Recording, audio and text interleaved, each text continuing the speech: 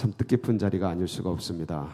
한 해를 또 시작하면서 특별한 마음으로 이렇게 새벽을 깨워서 존전해 오르신 우리 성도님들 10년가 또 나아가는 앞길, 또 가정과 섬기는 모든 직장, 학교 그곳 가운데 하나님의 은혜와 은총이 정말 풍성하게 넘치기를 축복합니다. 참 개인적으로도 그렇고 교회적으로도 그렇고 나라와 민족적으로도 그렇고 이렇게 나아가는 앞길 가운데 하나님의 은혜가 또 넘치고 또 희망찬 기대를 가지고 이제 한 해를 이제 시작하게 됩니다. 그런데 우리가 너무 기쁘고 또 희망찬 마음으로 새해를 이제 맞이하게 됐는데, 근데 현실은 참 만만치가 않습니다. 그러니까 우리가 그러니까 주어진 현실은 쉽지 않은 상황입니다. 개인적으로도 그렇고 교회적으로도 나라와 민족적으로도 세계 열방이 그렇게 만만한 상황은 아닙니다. 과연 올 한 해가 우리 가운데서 이제 어떻게 될 것인가? 참 그것은 이제 우리가 하기 나름이고 또 어떻게 되느냐는 여러 가지 상황 속에서 이제 주어진 여건을 어떻게 헤쳐가느냐에 이제 달려 있겠지요. 근데 이게 이제 폭망할 수도 있고 그 한 해가 그 공동체 또 개인적으로 좀 폭망할 수도 있고 어려울 수도 있고 어떤 경우는 이제 포텐이 터질 수도 있고 팍 터질 수도 있고 이제 그럴 수 있는데 이제 과연 이제 우리가 어떻게 될 것인가?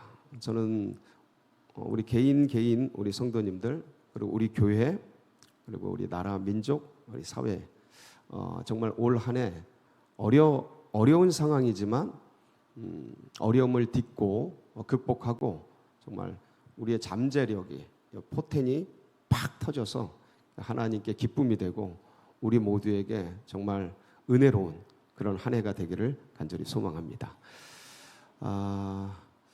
과연 근데 이제 지금 현실이 어떤가? 여러 가지 전쟁과 기근과 보니까 어제는 또 새해 첫날인데 지진이 났더라고요. 일본에 작은 지진도 아니고 보도에 따르면 7.6 맞죠? 지금 7.6으로 제가 기억을 하고 있는데 제가 7.3 지진을 경험을 했습니다. 일본에서 홋카이도에서 어마어마합니다. 이게 아마 우리나라는 이게 무너질 겁니다. 다 폭삭 무너질 겁니다. 다 죽어요 그냥 한 번에. 7.3만 대도 그런데 7.6이면 제가 보기에는 엄청난 겁니다. 엄청난 건데, 그러니까 처처에 이렇게 지진과 전쟁과 이런 것들이 끊임없이 이제 몰려오는 국제적 상황과 그리고 이제 대내적 상황도 무역 수지가 적자가 나고 여러 가지 문제가 반도체가 하강을 하고 이제 일어난다 저러난다 이런 얘기들이 있는데 쉽지가 않아요. 금리는 높고 또 헤쳐나가야 할 그럴 길들은 잘 보이지가 않고 그리고 청년들 취업 문제도 그렇고 그리고 참 그런 여러 가지 문제들이 대내외적으로 많이 있는데 진짜 큰 문제가 뭐냐면 인구 감소 문제입니다. 인구 감소 문제가 보이지는 않아요. 근데 이 사회의 모든 문제의 근원이 되는 것이 인구 감소 문제입니다. 엄청나게 줄어들고 있어요. 그러니까 기하급수적으로 줄어들고 있습니다. 이게 우리가 이제 주변에 사람들이 많으니까 서울은 이제 이런 것들을 잘 체감 못하는데 이제 지역 전체적으로 보면 굉장히 많이 줄어들고 있습니다. 근데 인구 감소 문제가 아마 모든 문제의 근원적인 문제일 겁니다. 근데 그러면 이제 우리 일반 인구만 감소하느냐? 그렇지 않아요. 기독교 인구도 엄청나게 감소하고 있습니다. 진짜 그야말로 급격하게 감소를 하고 있습니다. 굉장히 어려워요. 그래서 제가 이 부분을 어떻게 좀 설명을 할까 고민하다가 이제 그래프를 좀 준비를 했습니다. 지도를 준비를 했는데 저희 나라 인구가 처음에는 이렇게 이제 꼭지점을 찍었어요. 이게 이제 올해 작년 요 근래에 이제 딱 꼭지점을 찍었습니다. 이렇게 쭉 올라가다가 여기서부터 이제 꺾여지기 시작하는 거예요. 어떻게 꺾여질지는 모르는데 근데 최악으로 꺾여지고 있어요. 최악으로. 지금 저희 나라 작년 인구 신생아 출생률이 0.7인가 8인가 그래요. 0.7인가 8. 근데 전체 인구도 이렇게 줄어드는데 다음 세대 인구는 더 폭발적으로 줄어들고 있어요. 이게 이제 20대 인구 감소 비율 하는 겁니다. 쭉 전체 인구 엄청난 거예요. 굉장히 많이 줄어들고 있어요. 근데 이렇게 이제 총 인구가 줄어드는 것도 문제인데 기독교 인구가 많이 감소하고 있습니다. 이게 이제 저희 교단지 성결 신문에서 발표한 겁니다. 올해 봄에 발표한 건데 거기 보면은 넘어갈까요? 이제 기독교 인구가 쭉 가다가 이제 꺾여지기 시작해서 줄어들기 시작하는 거예요. 줄어들기 시작하는데 15% 지금 15% 찍었다 그러더라고요. 근데 이것도 굉장히 좀 많이 플러스된 수치입니다. 근데 여기서 다음 세대 비율 10대 비율이죠. 10대 비율은 이렇게 해서 꺾여지고 있어요. 이게 아마도 젊은 기독교인 비율일 겁니다. 왜냐하면 아동들 수치는 지금 3% 미만이에요. 복음화율이. 그러니까 이게 이렇게 꺾여지고 있으니까 대단한 수치인데 이것도 그래도 이제 청년들도 같이 이제 수치를 더한 건데 아동들은 몇 프로라고요? 3%. 네, 3%로 팍 꺾여지고 있어요. 그러니까 이제 한 세대 지나면 지금의 인구 총 인구도 반타작 나겠지만 기독교 인구도 반타작이 나고 이렇게 줄어드는 그런 현실 속에 있습니다. 아우 참 한 해를 시작하면서 암울한 전망을 하고 있네요. 그렇죠? 얼굴들이 다 어두우셔요. 근데 그럼 이 문제를 어떻게 해결할 건가? 이게 더 중요하지 않습니까? 개인적으로도 올 한 해 나아가는 앞길 속에서 우리 기독교적으로도 그리고 우리나라 전체적으로도 도대체 어떻게 해야 이런 문제를 극복할 수 있을까? 이게 돈으로 안 돼요. 왜냐하면 나라에서 이 인구 문제를 해결하기 위해서 지난 수년간 수십 조씩 매년 아마 한 2, 30조씩 퍼부었을 겁니다. 제가 알기로는 매년 그렇게 퍼붓는데 늘어나는 게 아니고 갈수록 줄어들어요. 이거는 뭐 우리가 소식을 통해 다 알고 있으니까. 그러니까 돈 문제도 아니에요. 돈 문제도 아니야. 그렇다면 이게 무슨 문제일까? 어떻게 해야 될까? 여러분 이 문제를 어떻게 해결을 해야 합니까? 기독교 인구를 총 인구도 그렇지만 기독교 인구를 어떻게 일으켜야 될 건가? 어떻게 부흥하게 할 건가? 어떻게 해야 됩니까? 전도 안 하는 거 아닙니다. 전도 열심히 합니다. 그래서 제가 오늘 그 부분을 어떻게 다음 세대를 일으킬 건가?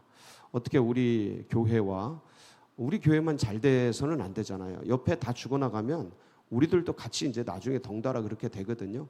다 같이 동반적으로 어떻게 성장할 건가? 그 대안이 뭔가?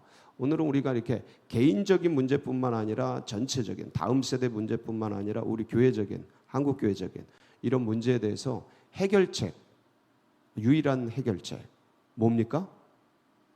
오늘 말씀 제목인데 유일한 해결책이 뭐예요? 성령이 역사하셔야 돼요. 아멘. 개인도요 다 죽어가다가 성령이 역사하죠. 생기가 돕니다. 살아나요. 교회도 분쟁 있고 뭐 있고 푹 죽어가다가 성령이 불붙기 시작하면 기도 운동이 일어나고 말씀의 운동이 일어나면 사람들이 살아납니다. 한 나라와 민족도 똑같아요. 죽어가다가 성령이 역사하면 그 시대가 살아나요. 그 나라와 민족이 살아납니다. 그러니까 이 나라와 민족이 죽어가는 건 뭐가 죽는 거예요? 교회가 죽어가는 거예요. 연결이 돼 있어요. 그러니까 교회가 살아나면 나라와 민족도 살아납니다. 반드시 연결되어 있습니다. 영적인 것이 육적인 것과 연결이 되어 있고요. 육적인 것 속에 영적인 현상들이 드러납니다. 그래서 그럼 교회를 어떻게 살릴 것인가? 주의 백성들을 어떻게 살릴 것인가? 다른 것으로 없어요. 성령이 역사해야 됩니다. 성경에서 보면 우리가 오늘 이제 성령 받고 이 베드로가 설교하고 있는 모습을 읽은 겁니다. 성경을. 근데 성경을 보면 이때 모였던 베드로가 막 설교하고 있는 그 자리에 모였던 믿음의 백성들이 몇 명 정도 됐냐면 한 120명 정도 됐습니다. 이것을 120 문도라 그래요. 여기 있는 한 성도님들 될 것 같아요. 여러분들이 이제 120 문도입니다. 오늘 그냥 확 아셨죠? 확 불붙는 거예요. 자, 성경을 한번 보겠습니다. 사도행전 1장 15절이죠. 거기 보면 마가의 다락방에 모였던 성도들이 있습니다. 시작. 무리의 수가 약 120명이나 되더라. 그때 베드로가 그 형제들 가운데 일어서서, 이때 이제 120명이 열심히 기도를 했어요. 그리고 이제 성령 받죠. 그리고 얼마 있다 어떻게 되냐면, 사도행전 2장 41절이에요. 지금 막 이 베드로가 막 설교하잖아요. 그러고 나서 일어난 현상이에요. 시작. 그 말을 받은 사람들은 세례를 받으며 이날에 신도의 수가 3천이나 더하. 몇 명이요? 그 다음에 어떻게 되냐면 4장 4절 사도행전, 이게 이제 120, 3천, 그 다음에 시작. 말씀을 들은 사람 중에 믿는 자가 많으니 남자의 수가 약 5천이나 돼. 남자의 수가 5천이면 여자 수는요?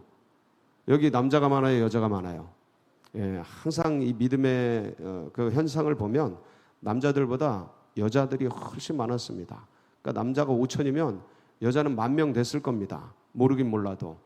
굉장한 숫자가 아닐 수가 없어요. 그 다음에 사도행전 6장 7절 글로 넘어갑니다. 시작. 하나님의 말씀이 점점 왕성하여 예루살렘에 있는 제자의 수가 더 심히 많아지고 허다한 제사장의 무리도 이 도에 복종하니라. 이 제사장은 유대교의 제사장 최고 탑들 아니에요? 이들이 무릎 꿇고 기독교로 전향하기 시작한 거예요. 이 유대교인들이요, 이슬람인들보다 더 셉니다. 저들이 예수교로 기독교로 전향한다라는 것은 엄청난 일이에요. 근데 그 중에서도 제사장들이 돌아온다. 목사들이거든요, 한마디로. 그들이 돌아오는 거예요. 어디로? 기독교로. 그러니까 이게 뭘까? 120? 3천? 5천? 허다한 무리. 그러니까 이때 상황과 환경이 기독교가 펼치기가 좋은 때냐? 전혀 그렇지 않아요. 기독교 박해가 일어나고, 예수님은 돌아가시고 수많은 그 국가 기관들과 정부 기관들이 압박하고, 지금 이런 이 여론의 뭐 비호의적인 여론 정도가 아니에요.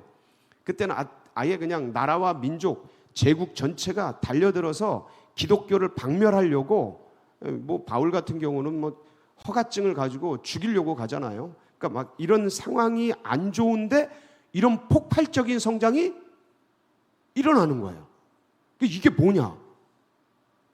이 역사가 뭐냐? 그러니까 이게 하나의 옛날에 있었던 그런 일로 끝나는 것이냐? 그렇지 않아요. 이게 역사 속에서 계속 반복이 됩니다. 계속 반복이 돼요. 그러니까 뭐가 역사하면 믿음의 백성들이 흥황케 돼요? 성령이 역사하면. 그럼 믿음의 백성들이 흥황케 되면 그 나라와 민족이 복을 받아요. 이게 절대적으로 연결이 되어 있습니다. 영국도 그렇고 미국도 그렇고 한국도 그렇고, 그러니까 모든 나라의 부흥과 번성을 보면 그 밑바닥에 누가 있었어요? 유럽의 부흥은 바울이 들어가서 복음을 전파하고, 그리고 이 복음에서 일어난 주의 백성들이 선교를 하면서 유럽이 확 일어난 거예요. 원래 유럽은 아시아의 게임이 안 됐습니다. 복음이 들어가기 전까지 아시아가 문명의 핵심들이었어요. 그런데 이 복음이 들어가고 나서 완전히 역전이 된 거죠. 거꾸로 된 거죠. 그러니까 이게 원인이 뭐냐? 성령이 역사하는 곳에 거기에 흥황하는 놀라운 역사가 있더라. 그럼 우리는 이제 개인적으로도 그렇고, 여러분 우리가 의욕을 가지고 출발하잖아요. 근데 이게 작심삼일이라고 며칠 못 갑니다. 개인적인 의지로는.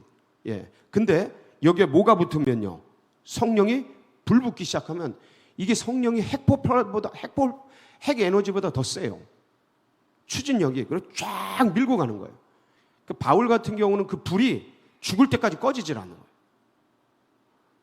여기 성령 체험하고 지금까지 끊임없이 달려오신 증인들이 계셔요. 여기 맨 앞자리에 많이 계시네 보니까.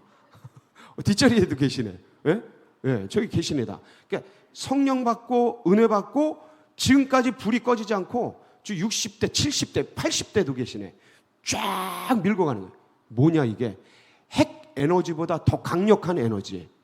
성령. 여러분 이걸 받아야 돼. 이걸 받아야 돼. 그럼 어떻게 받아요?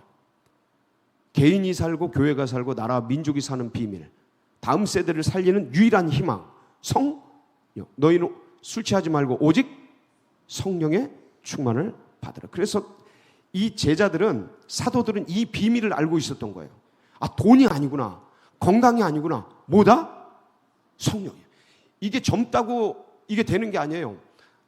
연세 들었다고 안 되는 게 아니에요. 나이와 환경과 관계없이 성령은 역사합니다. 어떻게 역사하느냐예요. 그러니까 성령이 역사하니까 어떤, 사도행전 2장 1절에서 4절을 보면 이 성령의 역사 현상이 일어납니다. 한번 보실까요? 사도행전 2장 1절로 4절 시작.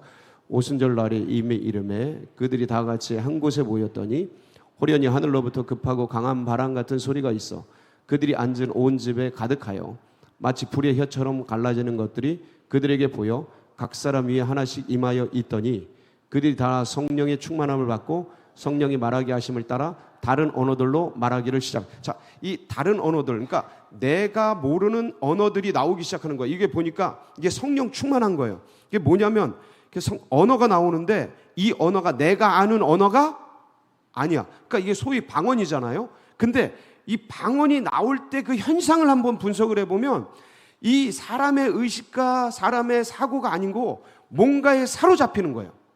그러니까 사로잡히니까 조용하던, 원래 침묵기도 하던, 말 안 하던, 잠잠하던, 원래 성격이 ISTJ던 이분들, 그냥 뭐 이렇게 내성적이던 이런 분들이 이 자리에 많이 모여 있는데 성령이 임하니까 언어가 달라지기 시작하는 거죠.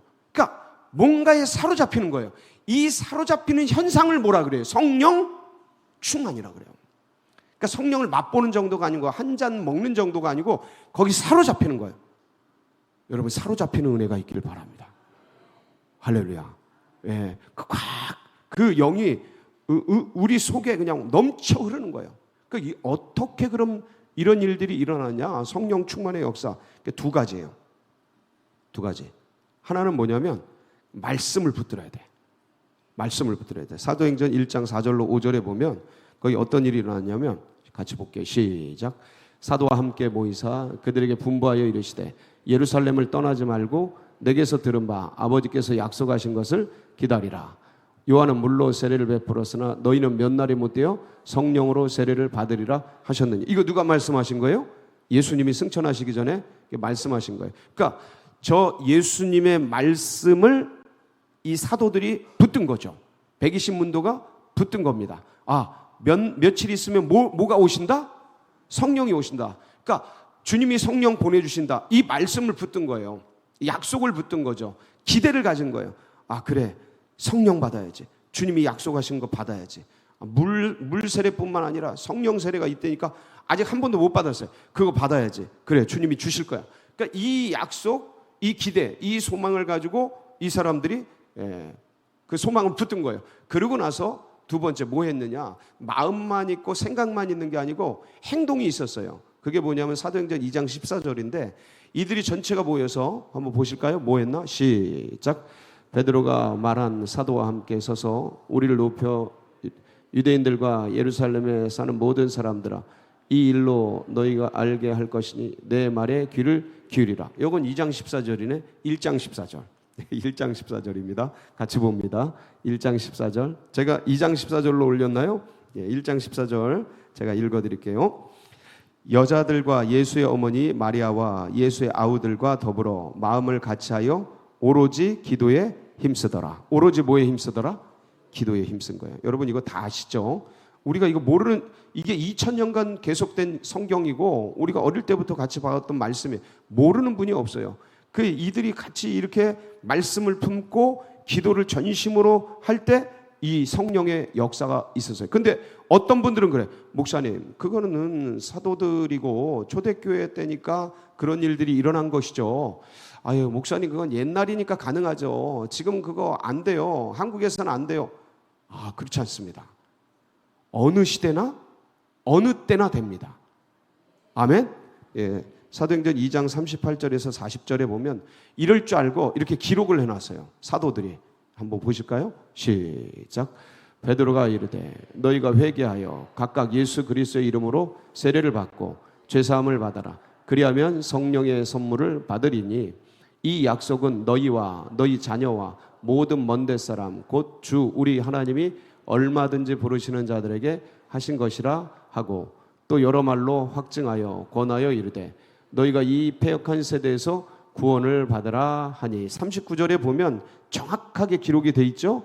예, 이 약속은 성령을 주신다는 약속은 너희와 지금 너희들 120문도 그리고 말씀을 듣고 있는 그 유대인들 뿐만 아니라 너희 자녀 세대 다음 세대 뿐만 아니라 모든 먼데 사람 오고 오는 수많은 세계 열방의 미래 세대 사람들 누구든지 곧 우리 하나님이 얼마든지 부르시는 자들에게 아멘.